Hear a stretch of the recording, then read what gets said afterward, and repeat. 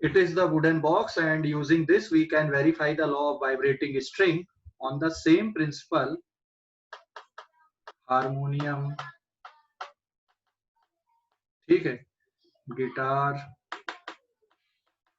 Violin etcetera works. ठीक, तो अब सोनोमीटर बनता कैसे है, मैं इसका डायग्राम बना दे रहा हूं आप लोगों के सामने। ठीक है, सोनोमीटर डिवाइस ये इस तरह का रहेगा, ये ऐसा एक वुडन बॉक्स रहता है ना ऐसा। ठीक है, so there is a wooden box, और इसमें क्या बने रहते हैं, फिर यहाँ पे बीच में होल्स बने होते हैं ऐसे, जिससे एयर क्या होती पास हो जाती है। और फिर इसमें यहाँ पे एक हुक लगा देते हैं इस तरह से, और इससे फिर एक स्ट्रिंग लेते हैं। जो कंस्ट्रक्शन है वो आप देखो, और ये एक स्ट्रिंग ये इस तरह से लेते हैं यहाँ पे।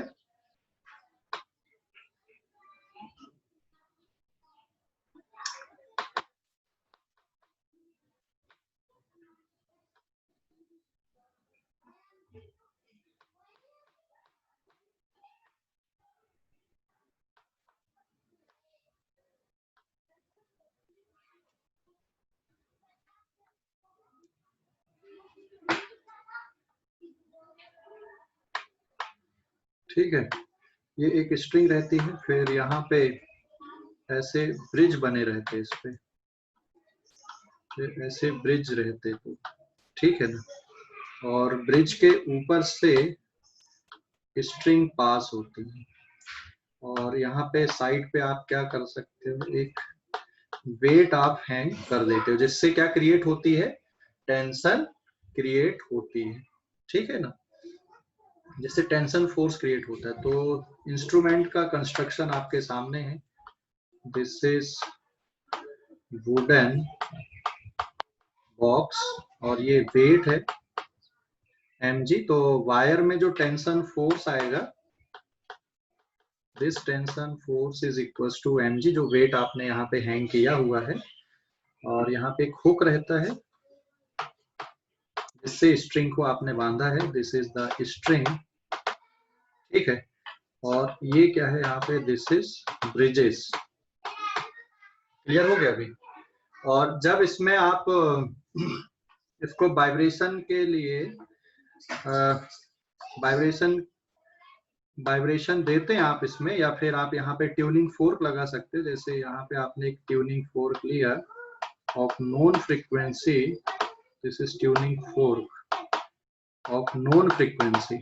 तो यहाँ पे स्ट्रिंग में फिर वाइब्रेशंस होते हैं। जैसे मान लो यहाँ पे ये जो स्ट्रिंग है, ये फर्स्ट ओवरटोन में क्या हो रही है, यहाँ पे वाइब्रेट हो रही है। तो ट्यूनिंग फोर्क की फ्रीक्वेंसी और यहाँ पर की फ्रीक्वेंसी को मैच करके बाकी के कैलकुलेशन फिर इसमें किए जाते हैं।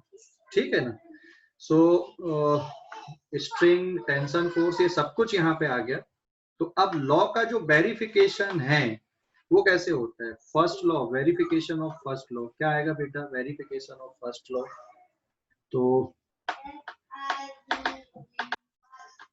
वेरिफिकेशन ऑफ फर्स्ट लॉ, तो यहाँ पे जो फॉर्मूला यूज करेंगे अपन फ्रीक्वेंसी का, that is given by n upon 2l under root t divided by mu. इसी को वेरीफाई करना रहता है हमको अल्टीमेटली। फ्रीक्वेंसी का फार्मूला यही लगेगा जो हमने कहाँ पे किया हुआ है already, mode of vibration on string के लिए। तो फर्स्ट फार्मूला क्या जाएगा यहाँ पे, और फंडामेंटल मोड ऑफ वाइब्रेशन या किसी के लिए भी आप देखोगे, frequency is inversely proportional to length. ठीक है ना, frequency is inversely proportional to length, आप इसको यहाँ पे वेरीफाई कर सकते हैं। Second, verification of second law, इस पे क्या करोगे आप, वेट को बदलकर, वेरिफिकेशन ऑफ सेकंड लॉ, आप वेट को बदल के आप टेंशन फोर्स का calculation, frequency is directly proportional to square root of tension force, आप डिफरेंट वेट को बदल के डिफरेंट टेंशन को जनरेट करके आप फिर से उसको ऑसिलेट कराते और फिर आप वेरीफाई करते हो। And third, and verification of third law,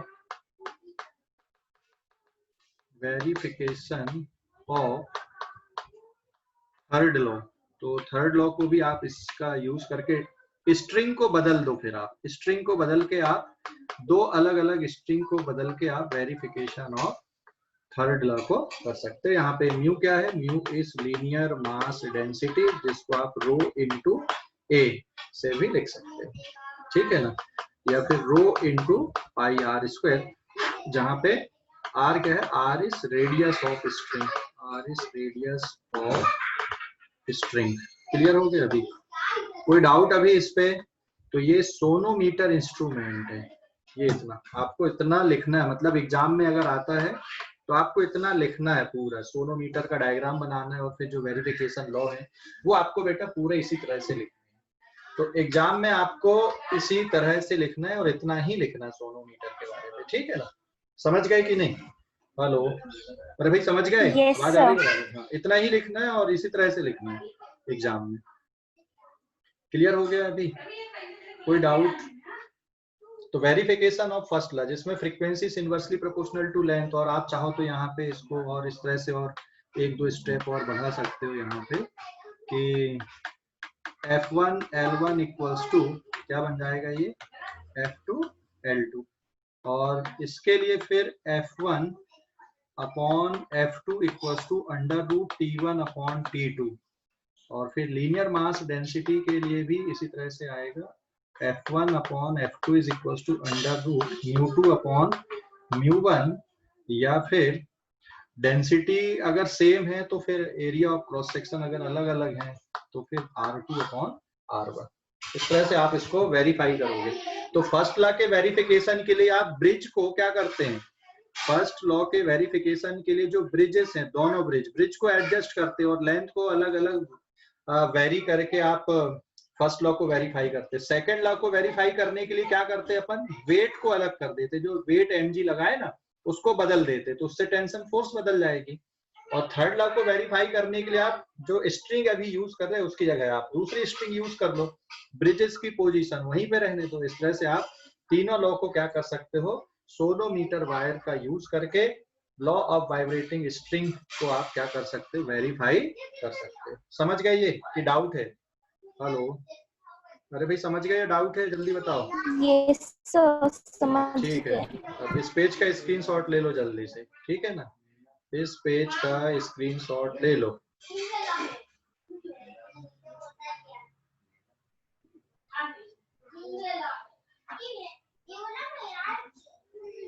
और अब इसमें जो एग्जांपल नंबर 6.9 एंड 6.10 है, मैं यहाँ पे और 6.11 मैं यहाँ पे डिस्कस कर रहा हूँ और आप लोग भी सॉल्व करना, और उसके बाद फिर एक ही टॉपिक बचेगा इस चैप्टर में, दैट इज बीट, है ना? तो इस पेज का स्क्रीनशॉट ले लो बेटा जल्दी से, इस पेज का स्क्रीनशॉट ले लो जल्दी से।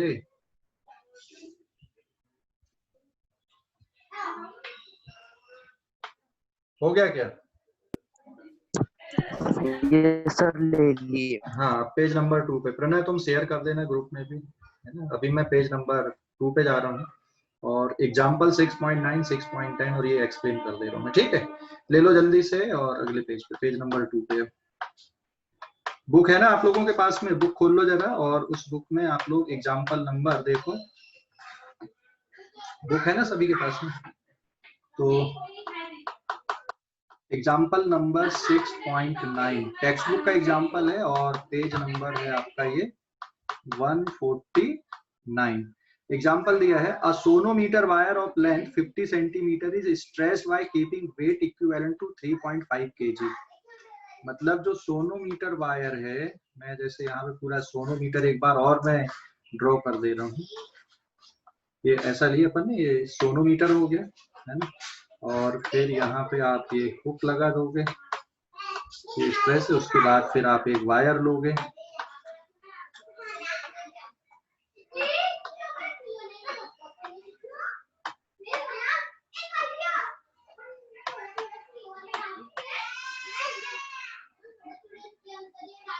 ये इस तरह से आ जाएगा, एंड नाउ एक पुली, और फिर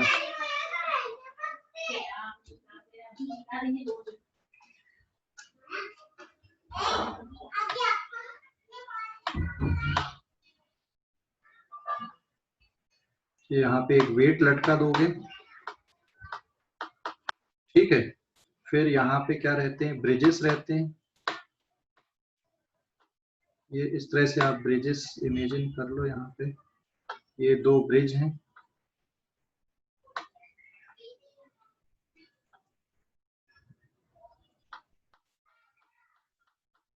ठीक है। So there are two bridges here and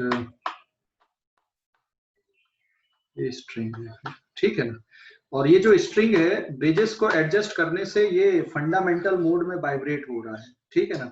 यहाँ पे कितना वेट लटका रहे हैं आप, 3.5 kg का वेट आपने लटका दिया। और ये जो दोनों ब्रिज के बीच का डिस्टेंस है that is given bye 50 centimetre, ठीक है। 50 सेंटीमीटर, ये सोनोमीटर हो गया पूरा आपका। This is the sonometer device. और ब्रिज की दोनों ब्रिज के बीच में कितना डिस्टेंस है, that is equals to 350 centimetre. और फिर यहाँ पे जो स्ट्रिंग वाइब्रेट हो रही है फंडामेंटल मोड में वाइब्रेट होगी। ये इस तरह से फंडामेंटल मोड में स्ट्रिंग वाइब्रेट होगी दोनों ब्रिजेस के बीच में। तो ये जो मोड ऑफ वाइब्रेशन है, this mode of vibration is fundamental mode. अभी समझ गए, ये फंडामेंटल मोड है। फंडामेंटल मोड में स्ट्रिंग वाइब्रेट हो रही है, ठीक है। तो अब कैलकुलेशन कैसे करोगे, आपके पास फार्मूला क्या, फ्रीक्वेंसी का, f n equals to n upon 2l under root T upon mu.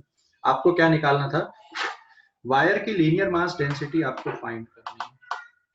Find linear mass density of wire, ठीक है। तो फंडामेंटल मोड के लिए F1 अपॉन 1/2l into under root T divided by mu. What is the tension force on string? So this is the tension, और tension equals to क्या जाएगा, mg। तो इसको सॉल्व कर दोगे आप, तो लीनियर मास डेंसिटी का टर्म किसके इक्वल आएगा, देख सकते हो, F1 का square equals to 1/4l square into T divided by mu. तो सॉल्व करने पे जाए, दोनों तरफ स्क्वायर कर देते इक्वेशन, और ये बन जाएगा आपका 1/4l square T divided bye F square. Clear हो गया बेटा, कोई doubt. Fundamental frequency, fundamental frequency कितनी दी है यहाँ पे, वाइब्रेशन की फंडामेंटल फ्रीक्वेंसी जिस मोड में ये वाइब्रेट हो रहा है, फंडामेंटल मोड की फ्रीक्वेंसी 125 हर्ट्ज है। तो all the data are given. आप लीनियर मास डेंसिटी निकाल सकते हो यहाँ पे कि नहीं, हेलो, लीनियर मास डेंसिटी निकल जाएगी, सिर्फ वैल्यू पुट करना आपको। हाँ, लेकिन ध्यान रखना, जो लेंथ है 50 सेंटीमीटर, 50 सेंटीमीटर मतलब 1/2 मीटर, आप मीटर में कन्वर्ट करना, 4 इंटू 1/2 का होल स्क्वायर।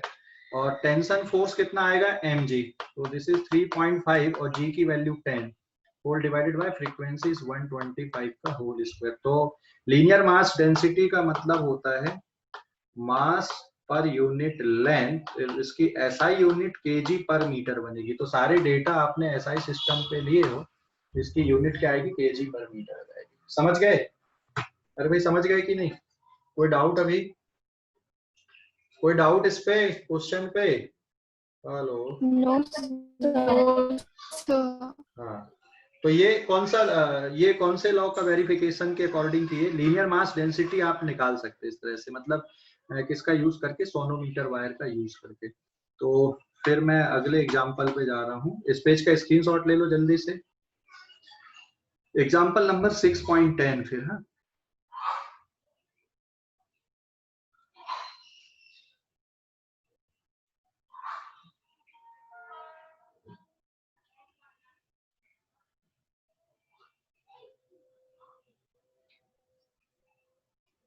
ठीक है, हो गया ये, इस पेज का स्क्रीनशॉट ले लो जल्दी से।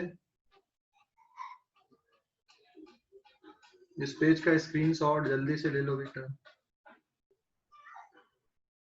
ले लिए। Yes sir.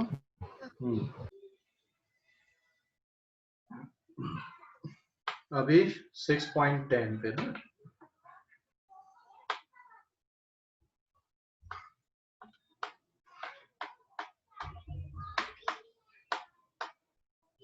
नेक्स्ट है पेज नंबर 3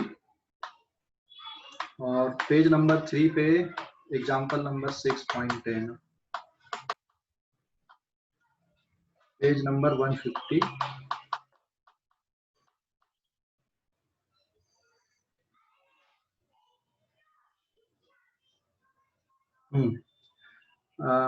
क्वेश्चन ये है two wire of the same material and the same cross section are stretched on a sonometer. अब मैं सोनोमीटर का डायग्राम बनाऊं कि छोड़ दूं? अब डायग्राम नहीं है जरूरत। सोनोमीटर का डायग्राम बनाने की जरूरत है अभी कि छोड़ दूं? Sonometer two wire of same material and same cross sectional area. Same material और सेम क्रॉस सेक्शनल एरिया है, मतलब डेंसिटी ρ1 और ρ2 सेम है और दोनों के एरिया ऑफ क्रॉस सेक्शन भी सेम है। हाँ, length of one wire is 60 centimetre. दोनों ब्रिज के बीच में जो वायर लगा हुआ है वहां पे वायर की लेंथ कितनी दी है? L1 इज 60 सेंटीमीटर और दूसरे वायर की लेंथ कितनी है? L2 is 30 centimetre.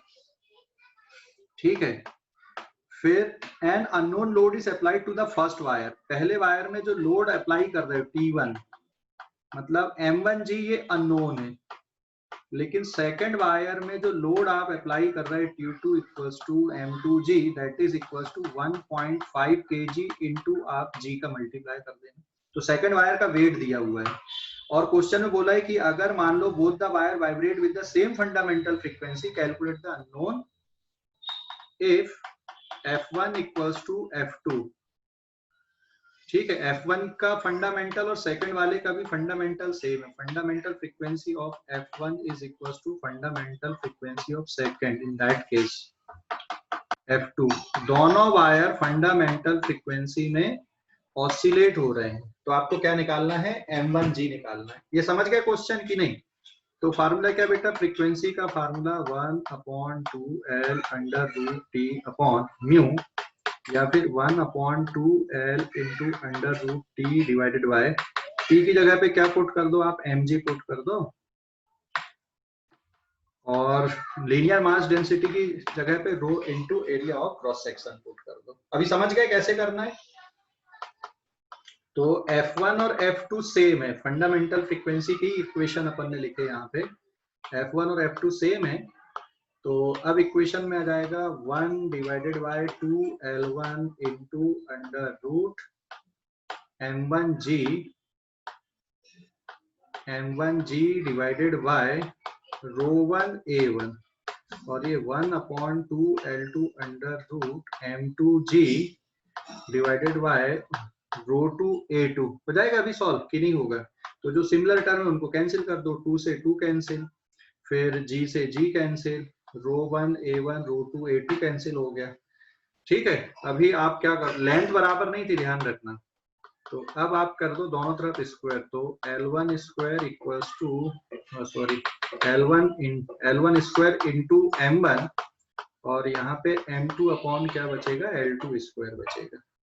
तो आपको क्या फाइंड आउट करना था यहाँ पर क्वेश्चन में? ठीक है, क्वेश्चन में क्या फाइंड आउट करना था? M1 फाइंड आउट करना था। तो M1 is equals to L1 upon L2 का होल स्क्वायर लिख सकते हो इंटू M2।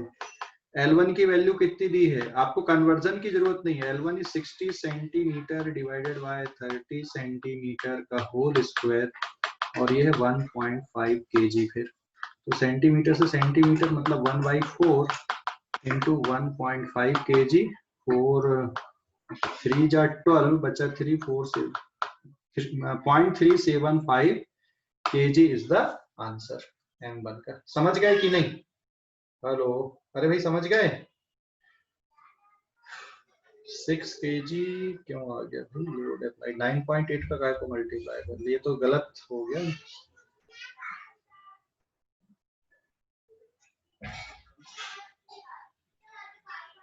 ये समझ गया बेटा?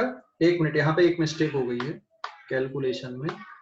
यहाँ पे कितना बचेगा? आप 0 से 0 कैंसिल करोगे तो बचेगा 2 का स्क्वायर मतलब 4 है ना। तो सॉल्व करने पे कितना जाएगा ये आंसर आपका? 6.0 kg is the correct answer. वो कैलकुलेशन मिस्टेक हुई थी, ठीक कर लेना उसको, ठीक है ना, 6.0 kg।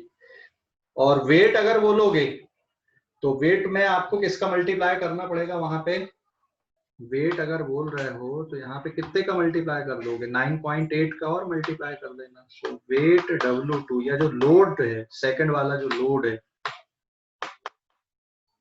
सॉरी फर्स्ट का जो लोड है, वेट आपको अगर मेजर करना है तो फिर आपको m1 इंटू जी और करना पड़ेगा, 6.0 kg इंटू 9.8 मीटर पर सेकेंड स्क्वायर। इसको सॉल्व कर लोगे तो वेट निकल जाएगा। ठीक है, इस पेज का स्क्रीनशॉट ले लो। ये समझ गए कि नहीं, डाउट है अभी इस पे? हेलो, अरे भाई समझ गए, डाउट है?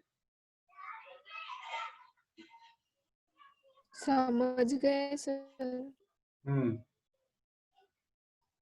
ठीक है, अब अगला क्वेश्चन थोड़ा सा टिपिकल है। अगला क्वेश्चन, इस पेज का स्क्रीनशॉट ले लें जल्दी से, स्क्रीनशॉट ले लो इस पेज का।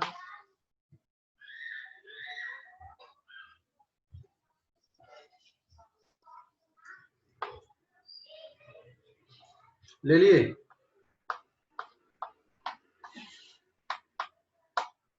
पेज नंबर 4 है ना। A wire has a linear density 4 into 10 to the power minus 3 kg per meter. It is stretched between two rigid support with a tension of 360 Newton. The wire resonate at the frequency of 420 Hz and 490 Hz in two successive mode. देखो example 6.1 में and page number 150, ठीक है, इसमें बोल रहा है A wire has linear mass density 4.0, मतलब linear mass density दी है, दैट इज इक्वल्स टू, अच्छा लीनियर मास डेंसिटी दी, डेंसिटी नहीं दी है, linear mass density mu is equals to 4.0 into 10 to the power minus 3 kg per meter। ठीक है, ये लीनियर मास डेंसिटी दी हुई है यहाँ पे इसकी। It is stretched between two rigid support with tension of 360 Newton. Tension force is also given, that is 360 Newton. And the wire resonate at the frequency of 420 and 490 Hz in two successive mode. तो let दोनों तरफ से stretched है wire, तो अपन क्या बोल दे रहे हैं यहाँ पे, टू सक्सेसिव मोड को मान लो, एक है nth हार्मोनिक। तो nth हार्मोनिक की फ्रीक्वेंसी क्या है, nth हार्मोनिक की फ्रीक्वेंसी है fn इज 420 हर्ट्ज। सक्सेसिव का मतलब होता है उसके जस्ट नेक्स्ट, ठीक है, सक्सेसिव का मतलब उसके जस्ट नेक्स्ट। मान लो आपका nth हार्मोनिक है, तो उसके जस्ट नेक्स्ट वाला हार्मोनिक कौन सा आएगा, n+1 harmonic, n+1 harmonic is fn+1 is 490 hertz. तो आपको क्या फाइंड करना था, फाइंड लेंथ ऑफ वायर। तो लेंथ आपको कैलकुलेट करना है, ठीक है। तो कैसे सॉल्व करोगे इसको, fn is equals to n divided by 2l into √t divided by mu, ठीक है। उसके बाद में आप लिखोगे fn+1 that is equals to n+1 upon 2l, फिर √t डिवाइडेड बाय म्यू, और ये वैल्यू आप पुट करना, दैट इज 420 हर्ट्ज, और सेकंड वाली वैल्यू है 490 हर्ट्ज, ठीक है। This is equation number 1, this is equation number 2। इसके बाद क्या करोगे, एक इक्वेशन से दूसरी इक्वेशन को डिवाइड कर देना, ठीक है। एक इक्वेशन से दूसरी इक्वेशन को डिवाइड कर दो, तो उससे कौन सी वैल्यू निकल जाएगी आपकी, nth टर्म आपका निकल जाएगा कि कौन सा हार्मोनिक है। Equation 1 is divided by equation number 2, this implies that 420 divided by 490, t और म्यू कैंसिल हो जाएगा, यहाँ पे बचेगा n/n+1, बाकी सारे टर्म कैंसिल हो गए इसमें। तो ये एक जीरो से एक जीरो और कैंसिल हो गया, और आप इसको और काटते हो तो ये 7 6 जा 42, 7 7 जा 49, मतलब सीधा और इससे ज्यादा छोटा तो होगा नहीं, तो आप डायरेक्ट बता सकते हैं यहाँ पे। तो n divided bye n plus 1, तो अगर आप ऑब्जर्व कर रहे हो इक्वल्स टू 6/7, तो दिस इज 6/7, देयरफॉर n की वैल्यू कितना आ गया 6, और n प्लस 1 मतलब नेक्स्ट हार्मोनिक जो है वो कितना है 490 है। तो अब आप यहाँ पे क्या कर दो, Fn is equal to n/2L under root t divided by mu. Frequency is 420 hertz, n की वैल्यू 6 डिवाइडेड बाय 2L, और बाकी वैल्यू पुट कर दो। सो दिस इज 360, और linear mass density 4 into 10 to the power -3। अभी समझ गए? अभी आगे हो जाएगा कि नहीं? लेंथ निकल जाएगी अब, ये और सॉल्व कर दो, निकल जाएगी लेंथ अब यहाँ पे। हेलो, अरे भाई लेंथ निकल जाएगी कि नहीं? Hello, yes sir. Length calculate हो जाएगी, तो बस यही है यहाँ पे। ठीक है, समझ गए इतना पूरा? तो ये तीनों एग्जाम्पल बस इसी तरह के क्वेश्चंस बन जाते हैं यहाँ पे, अगर आपके न्यूमेरिकल्स बनते भी हैं तो। ठीक है, इसके बाद बचा बीट बेटर। तो बीट अब अपन अगली क्लास में डिस्कस करेंगे, पूरा टॉपिक है और एक ही क्लास का बचा हुआ है, बाकी फिर अपना फिनिश हो जाएगा। ठीक है ना? Yes sir. सर हाँ, स्टडी मटेरियल कब मिलेगा? स्टडी मटेरियल के लिए वहीं पे पूछना कोचिंग में तुम लोग। ठीक है सर अगर मिल जाता तो क्वेश्चन आंसर्स प्रिपरेशन हो जाते हैं। उससे सर कुछ जो नहीं नहीं होगा। जम रहा। जो नहीं जम रहा मतलब न्यूमेरिकल्स? हाँ सर, मतलब सभी नहीं, जम अभी रहे। अभी अभी अभी अभी उसके भरोसे पे मत रहो तुम लोग। पहली बात तो आप लोग बुक से क्वेश्चन आंसर अपनी मर्जी से करो, वहां फिर रटने वाली बात हो जाएगी। वो तो लास्ट मोमेंट पे भी देख सकते हो। अभी आप लोग बुक से पढ़ो और बुक से अपनी लैंग्वेज में आंसर लिखने की कोशिश करो, वो ज्यादा हेल्पफुल है। वो तो गाइड है एक प्रकार से।